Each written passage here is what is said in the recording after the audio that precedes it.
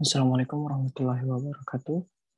Perkenalkan, saya Muhammad Muhammad Asyabani dengan NIM 2018 1023 03 11 11 3 akan menjelaskan atau mempresentasikan tentang prinsip Islam dalam bernegara. Ada 3 topik bahasan yang ada pada presentasi saya kali ini. Yang pertama adalah pengertian negara, yang kedua prinsip Islam dalam bernegara, dan yang ketiga adalah kriteria pemimpin Islam.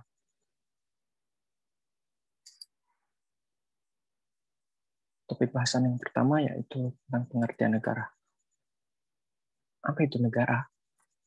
Negara adalah suatu badan atau organisasi tertinggi yang mempunyai wewenang untuk mengatur hal-hal yang berkaitan untuk kepentingan orang banyak, serta mempunyai kewajiban-kewajiban untuk melindungi dan mensejahterakan masyarakat yang dinaunginya. Hal yang penting diketahui, yang harus diketahui tentang negara adalah 3 unsur dirinya negara, yaitu yang pertama wilayah, yang kedua rakyat, dan yang ketiga pemerintah.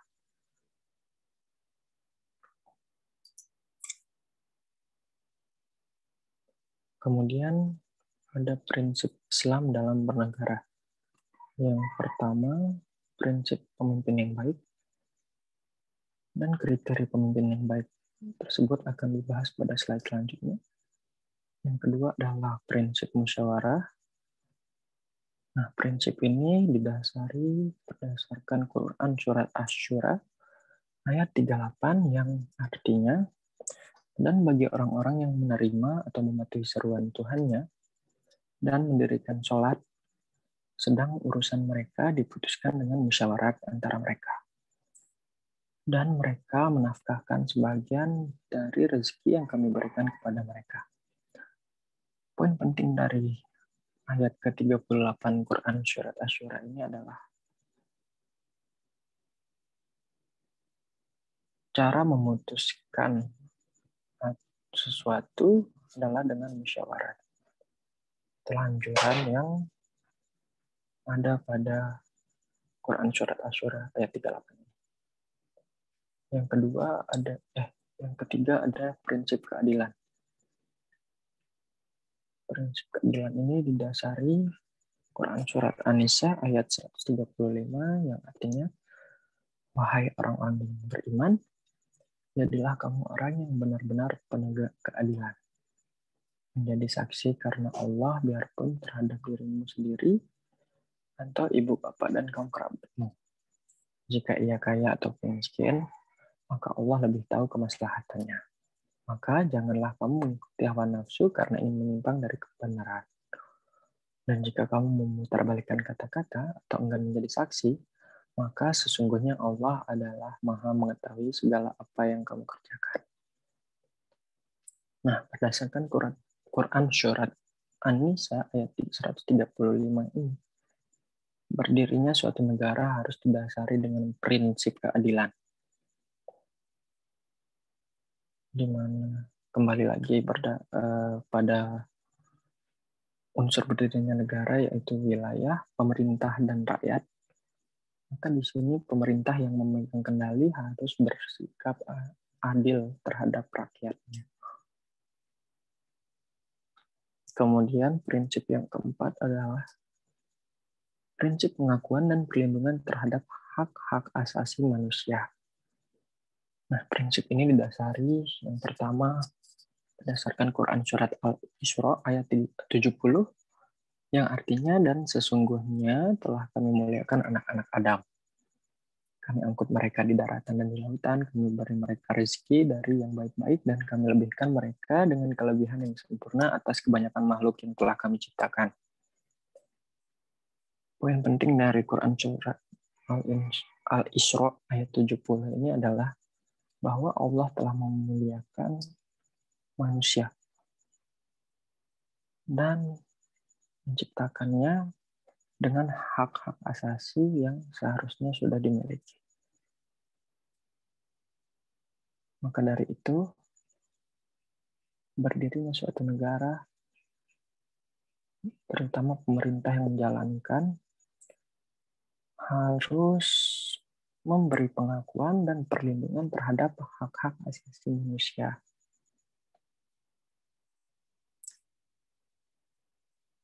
Kemudian prinsip kesejahteraan. Nah, prinsip kesejahteraan ini didasari oleh Quran surat Saba ayat 15 yang artinya sungguh bagi kami kaum Saba ada tanda kebesaran Tuhan di tempat kediaman mereka, yaitu 2 buah kebun di sebelah kanan dan di sebelah kiri. Kepada mereka dikatakan, makanlah olehmu dari rezeki yang dianugerahkan Tuhanmu dan bersyukurlah kepadanya. Nah, pada Quran surat Saba ini digambarkan suatu keadilan di mana setiap manusia sudah memiliki haknya masing-masing. Begitu pula dalam prinsip Islam dalam bernegara.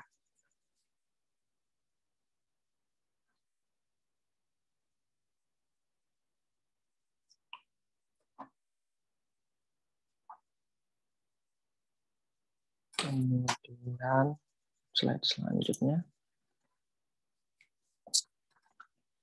Kriteria pemimpin Islam. Yang pertama adalah akidah atau iman yang kuat. Dalam Islam, akidah atau iman merupakan karakteristik yang paling pokok yang harus dimiliki oleh seorang pemimpin. Karena akidah yang kuat ini akan memberikan pengaruh yang sangat besar dalam kepemimpinannya. Kemudian kriteria yang kedua adalah amanah. Nah, amanah ini artinya kepercayaan. Ketika seorang diberi amanah berupa jabatan, maka berarti ia dipercayai untuk menduduki jabatan tersebut.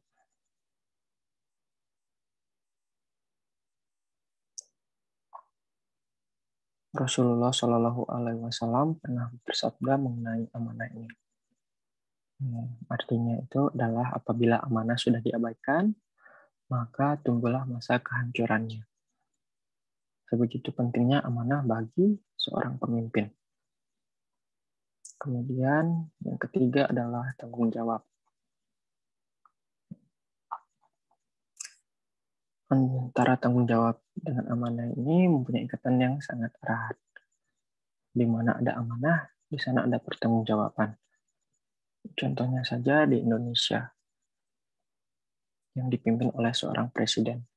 Sebelum menjabat menjadi seorang presiden, maka individu tersebut akan melakukan kampanye dan memberikan janji-janjinya kepada calon pemilih.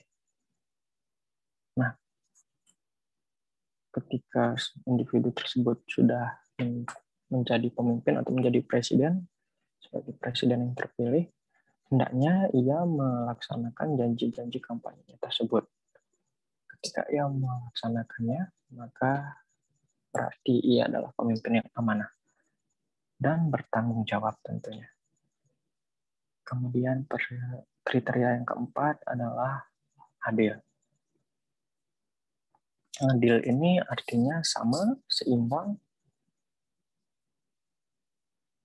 ataupun dapat diartikan pemimpin yang perhatian terhadap hak-hak individu dan memberikan hak itu kepada setiap pemiliknya.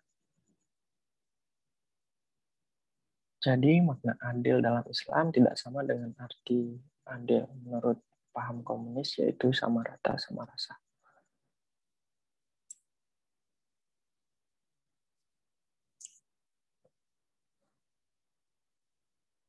Kemudian yang kelima adalah istiqomah.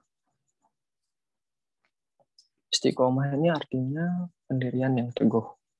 Seorang pemimpin harus mempunyai pendirian yang teguh agar tidak gampang dipengaruhi oleh isu-isu yang akan menyerangnya ketika ia sedang menjadi pemimpin. Karena isu-isu tersebut biasanya tidak selalu benar ataupun menyesatkan. Karena itu, pemimpin harus memiliki keteguhan yang bagus, yaitu istiqomah. Kemudian kriteria yang keenam adalah akhlak mulia. Seorang pemimpin seharusnya memiliki akhlak yang mulia. Dan ini merupakan sebuah keharusan karena hal ini bukan saja akan menaikkan martabat, kewibawaan, dan prestisnya, tapi juga akan ikut mewarnai cara dia bersikap dan memperlakukan orang lain. Dan juga rakyatnya tentunya. Kemudian yang ketujuh adalah pemaaf dan lemah lembut. Sebagai pemimpin, seseorang harus berhati lapang dan mudah memberikan maaf serta rendah hati terhadap bawahannya. Karena jika seorang pemimpin tidak memiliki hati yang lapang dan gampang memberikan maaf, dan cenderung bersikap keras dan kasar kepada bawahannya, maka bawahannya tersebut tidak akan menghormatinya sebagai pemimpin, dan ia akan kehilangan bawahannya. Tetapi bersikap lemah lembut bukan berarti tidak boleh marah, namun marah itu boleh, bahkan harus dalam situasi tertentu. Misalnya marah kepada bawahan yang sudah sering diingatkan tidak segera mengerjakan tugas tanpa alasan yang logis, seperti itu. Kemudian yang terakhir adalah pengetahuan. Pengetahuan ini sangat penting bagi seorang pemimpin. Contohnya saja kriteria seorang yang dianjurkan menjadi imam sholat.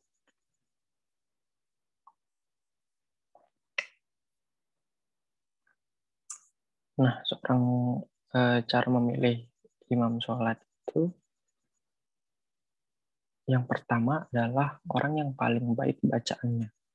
Artinya, ia yang memiliki ilmu yang paling tinggi di antara kelompoknya itu. Nah, ketika ada satu atau dua individu yang memiliki ilmu yang sama, yaitu bacaan yang paling baik, baru pindah ke kriteria kedua, yaitu ia yang lebih mengetahui sunnah. Nah, ini juga termasuk ke knowledge atau pengetahuan. Kemudian kriteria yang selanjutnya, kalau mereka sama pandainya dalam sunnah, maka yang lebih dahulu hijrah di antara mereka. Kemudian kalau mereka sama dalam hal hijrah, maka yang lebih dahulu masuk Islam di antara mereka. Begitulah pentingnya pengetahuan bagi seorang pemimpin.